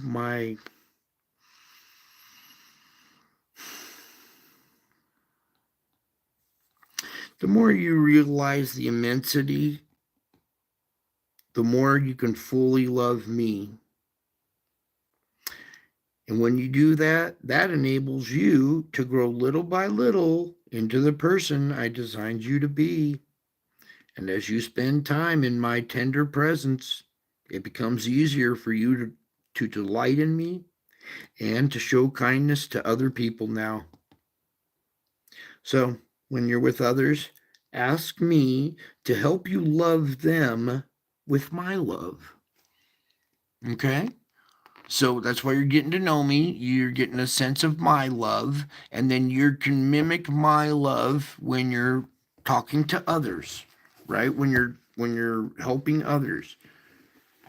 So when you're with others, ask me to help you love them with my love. So you're going to be feeling how intense my love is when it starts flowing through you and you're starting to love others more than you used to now. You're seeing forgiveness and you're understanding how important it is. They just didn't they had the lack of knowledge, right? They just didn't know. Well, you do, and you can see with a higher perspective when you deal with your loved ones, and you will love them in an unconditional way with my unconditional love, not this earthly word called love. You will you'll forgive them because they know not what they do. And meanwhile, you know what's going on, and it can be stressful knowing more than the common Joe, right? Everybody else still gets to live in fantasy land. You're over here in raw reality going, ah! But you still have this glorious gift that's sitting in front of you right there. Hopefully it's still showing up. Let's go back to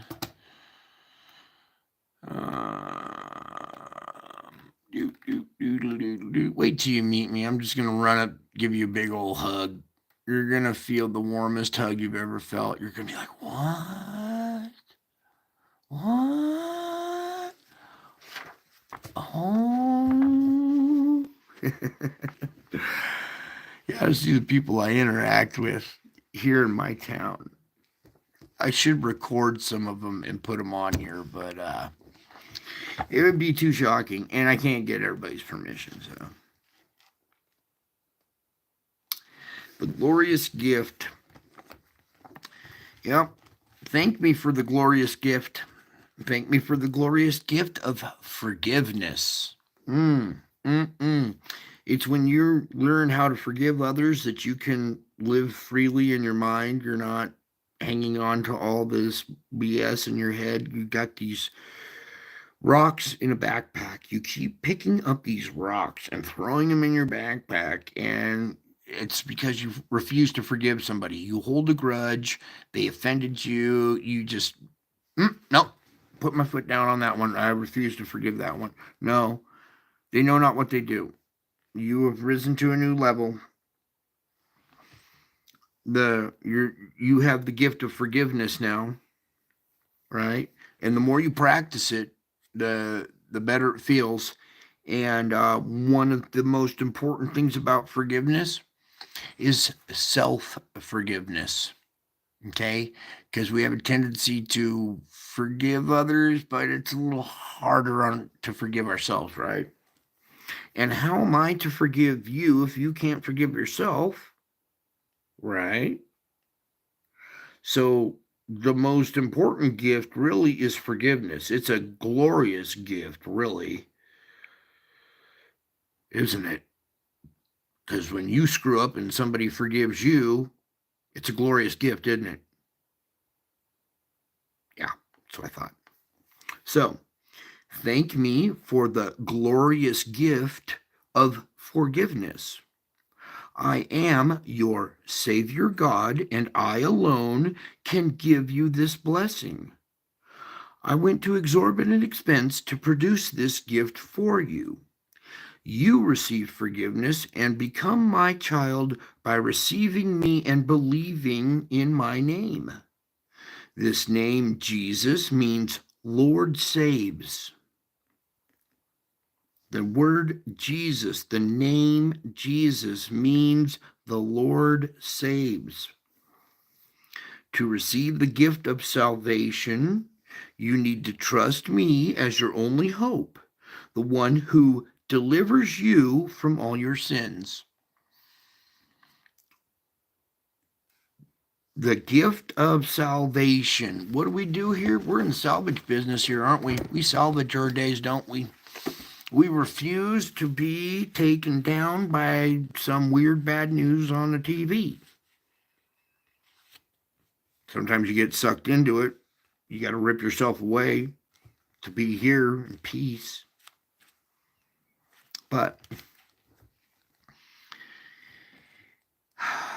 there's gifts, the gift of forgiveness, the gift of salvation. And you need to trust me as your only hope, the one who delivers those gifts, which deliver you from all your sins, your stresses, your mental anguish. Okay, these gifts I deliver to you. They free you from your sins, and you get to live more free and full, abundant life, right? So, if you have got this glorious gift of forgiveness, you are practicing this gift of salvation.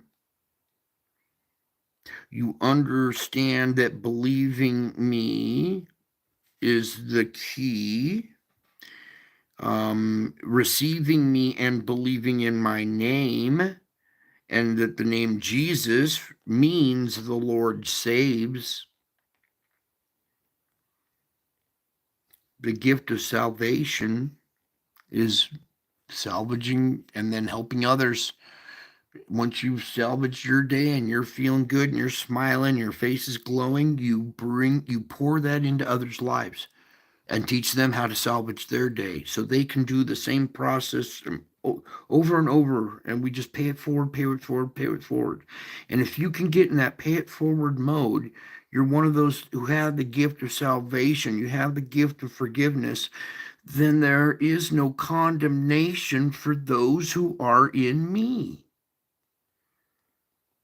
There is no condemnation when you're practicing those gifts, right? So there's no condemnation for those who are in me. I want you to enjoy the wonder of walking through your life as my follower.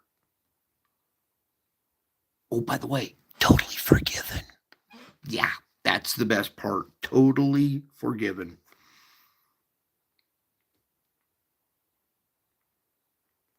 When you practice these things, there's nothing to really worry about, right? You're kind of forgiven your own self. You can go about your day prayerfully prioritizing now because you've forgiven yourself. You don't judge others because they have the lack of knowledge. You have the glorious gift of forgiveness. You also have the glorious gift of salvation. You understand there's no condemnation for those who are practicing this, because then they're free in their mind. And I want you to enjoy the wonder of walking through your life following these practices. And you will be totally forgiven. The best response to this wondrous gift is to live in gratitude. Yes, living in gratitude, even for the weird, messed up things that you don't like.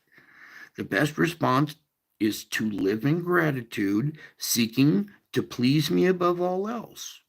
So you don't need to do good things to secure my love. It's already yours. Understand? You don't need to do good things to secure my love because it's already yours. Just let your desire to please me flow readily out of your grateful heart. Okay? Let your desire to please me flow out of a grateful heart. The desire to please me flowing out of a grateful heart. Do you see stuff flowing out of a grateful heart? Do you understand the power of a grateful heart? Ooh, now you're receiving the glorious gift.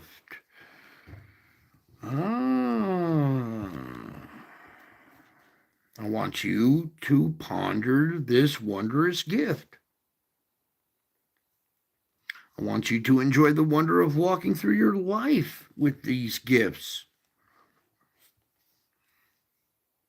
The best response to the gift is to live in gratitude. You don't need to do good things to secure my love. Just let your desire to please me flow readily out of your grateful heart and into the hearts of others. Now, thanking me frequently will help you stay close to me.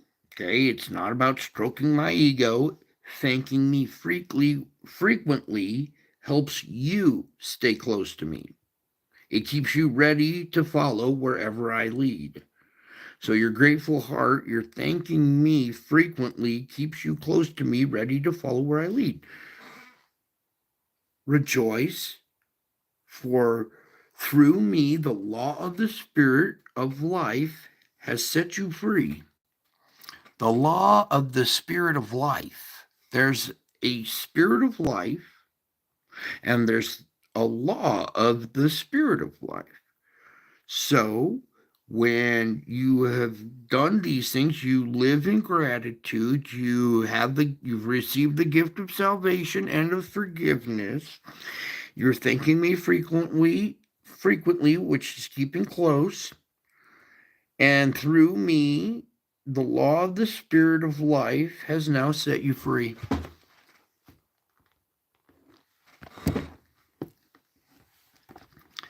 And then look to me as your joyful focus. You were made for joy, and I am the boundless, overflowing source of delight and joy in your life. I never run out of anything because I am infinite. If you draw too much from other pleasures, they will eventually let you down. The nature of addiction is that you need more and more of a substance to get the same effect as before. This self-destructive trap, however, the more you make me your focus, the less dependent you are on other things. Your news, your TikTok, your drama, the world drama is that focus that you need to turn away, and the more you make me your focus, the less dependent you're on those things. You have an addiction for the bullshit that they spoon feed you. Did you know that? Yeah, we all have an addiction for the bullshit that the mainstream media spoon feeds the public. Been spoon fed since you were a baby.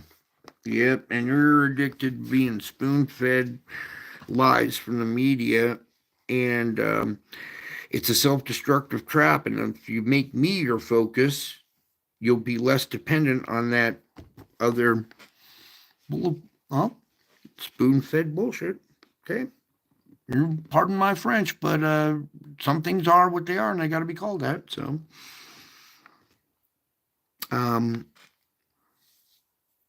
look to me as your joyful focus. You were made for joy, not to be caught up in all this drama. It's a self-destructive trap, I'm telling you. The more dependent you're on those other things, you just won't have peace. But if you make me your focus, you'll have peace. You can still enjoy the good gifts I provide, but you don't need to grasp onto them, trying to milk every possible bit of pleasure from them. Learn to fix your gaze on me, even as the world parades before you. Whisper my name in remembrance that I am near. And tell me about what troubles you. Tell me what troubles you. Come on now, the real things, not what you tell your friends, Oh, I don't want. If I told them that this is what troubles me, they would think I was a racist. Well, you can tell me. I won't judge. I already know anyways. It's just for you. It's so you can get out of that self-destructive trap. Learn to fix your gaze on me. I'm telling you, you're gonna need hypnotizing glasses to fix your gaze on me, because the world's parade before you is going to turn into a three-ring circus. And you're going to need every little ounce of energy you can to fix your gaze on me. Um,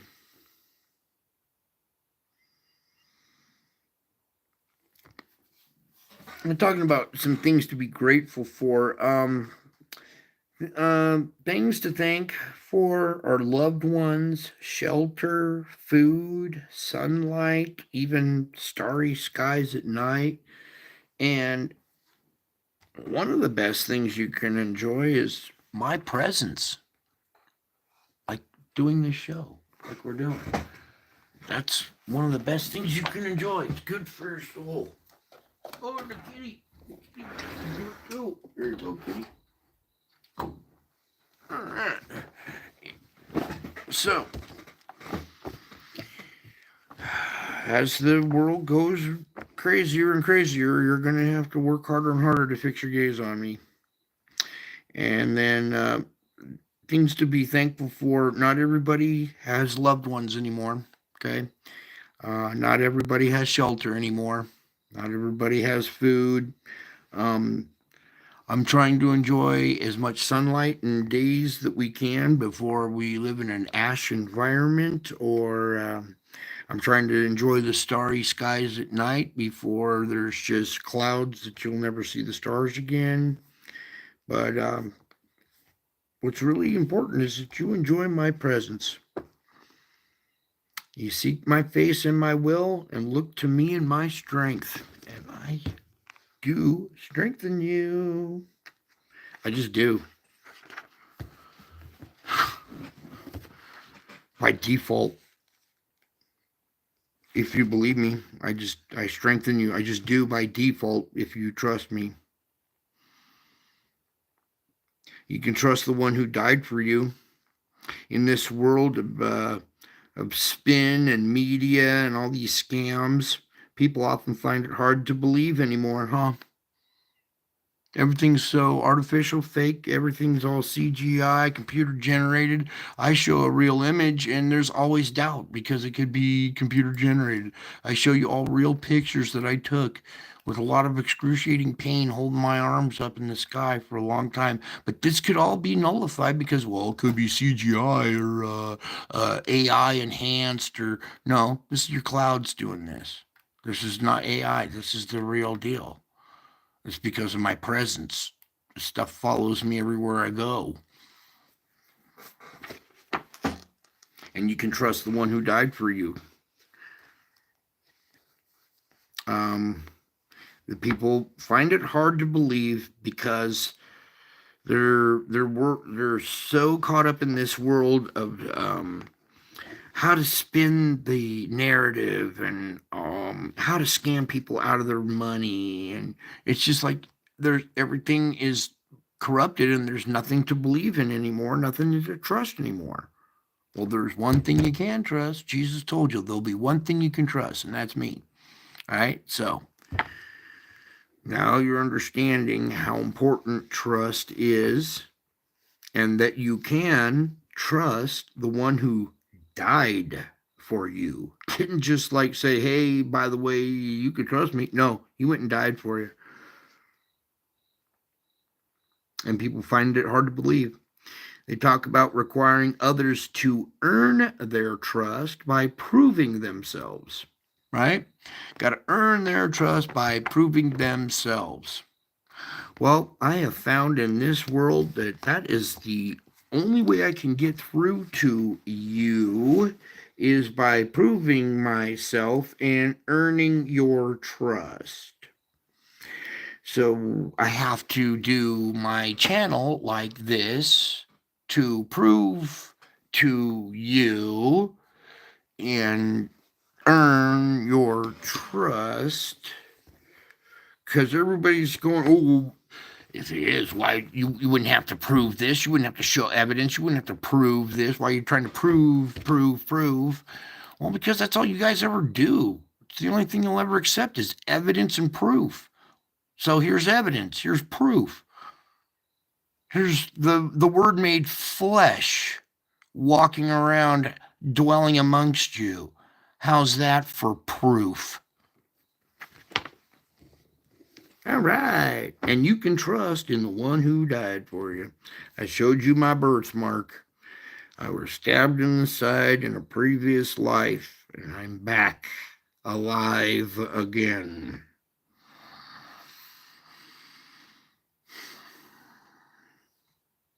So, people talk about requiring others to earn their trust by proving themselves, but I am the quintessential person who has earned the right to be trusted.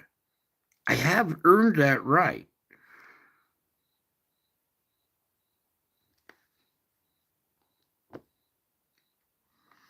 Well, still not trusted. But for your sake, I left the glorious perfection of heaven and began life on your world as a helpless, stable-born infant. I resisted all temptations for 33 years so that my sacrifice for sinners would be sufficient. I lived a perfect life and freely gave my body to be tortured and executed. Again, I give my life freely. I know I'll be tortured and executed, but it'll pay the full penalty for your sins. It already has. As a result of my death and resurrection, whoever believes in me has eternal life.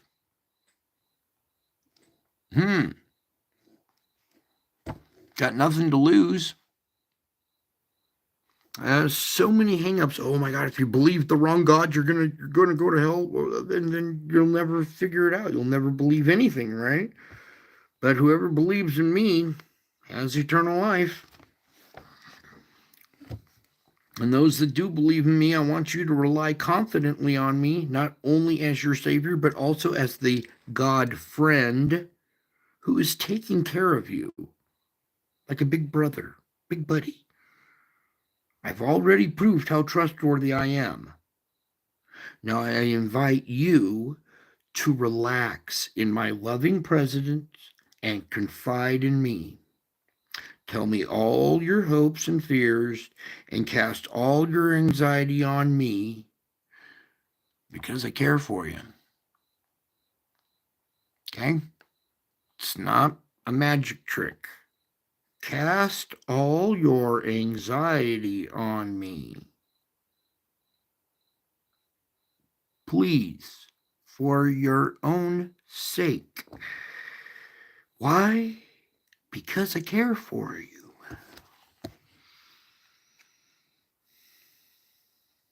I know exactly what to do with them.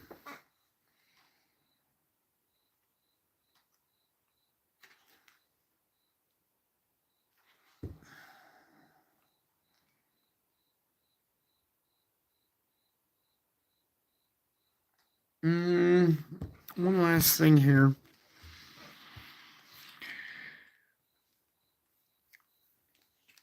I invite you to rejoice in each day as you share it with me. The more of me you have in your life, the more joyful you will be. Invite me into your moments by talking with me about everything that concerns you, whatever is on your mind. Your conversations with me will radically change the way you think. If you've been preoccupied with something trivial, bringing me into your thoughts helps you recognize how silly they are.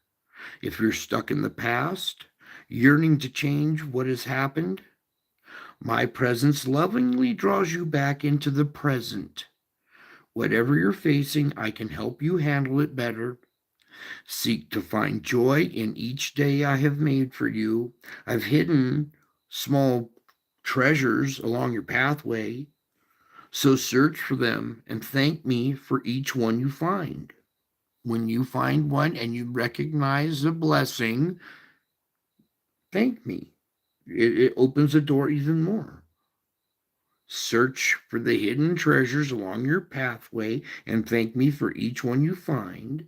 And many of the little things that delight your heart are unique to you. I know you so intimately that I can provide just what you need to make you glad and rejoice and relax. My presence lovingly draws you back into the present moment. Okay. A lot of stuff. It's an art form, but it can be done. It can be done. Nothing is impossible with Jesus, all right? Guys, keep your chin up, all right? Remember, if this stuff is stressing you out, then tune out of it. It's going to be hard to break that addiction of, what's the latest details, or what's the latest footage. Oh, it shows the bullet going right through the ear. They captured the frame of it piercing his ear. No, you don't need to dwell on all the negative imagery, the negative stuff. All they're doing is hashing the same facts over and over and over and over and over. They're just spoon feeding you guys a bunch of bullshit. Okay? And no matter what happens, it does not change this. No matter what happens, it does not change your victory. You have victory. Don't let it slip between your fingers by stressing out. Okay? I know it's hard. I struggle with it too. Most of this stuff I'm telling you came hot off the street today from my actual experiences on the street interacting with people today. I learn so much each day that I go right to my notes and I'm like, oh God, we're going to have to talk about this and that and that and this, because I know you guys went through the same thing today too.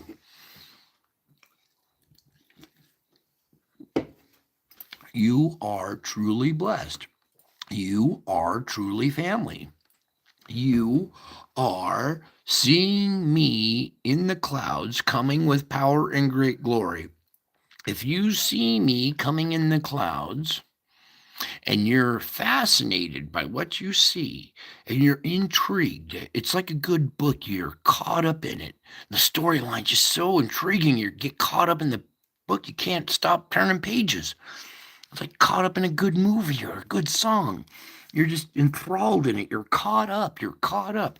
If you see me coming in the clouds and you're caught up with me in the clouds, well, technically you are raptured, since there is no word rapture in the Bible.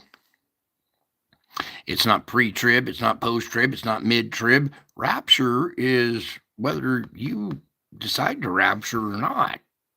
Okay? It's happening right now if you know what to look for. It's not the way Hollywood portrayed. Okay?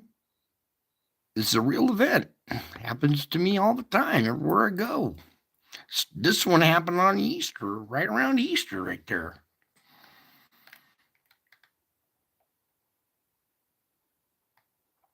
And I used to wear a mustache and a goatee, and that's kind of what I looked like when I had a mustache and goatee. I never had long hair, but I recognize my own face, and it's important that you guys recognize what's going on and receive the peace that transcends all your circumstances. There's no longer mistakes, there are opportunities. The art of forgiveness. There's so much that goes with this. And when you practice them, it makes you happy, you live vibrantly, and my love overflows through you into others' lives. Well done, you guys. You're doing awesome. Well done. I love you. I miss you. Until my next show, I will be back. I'm already back, can't you tell?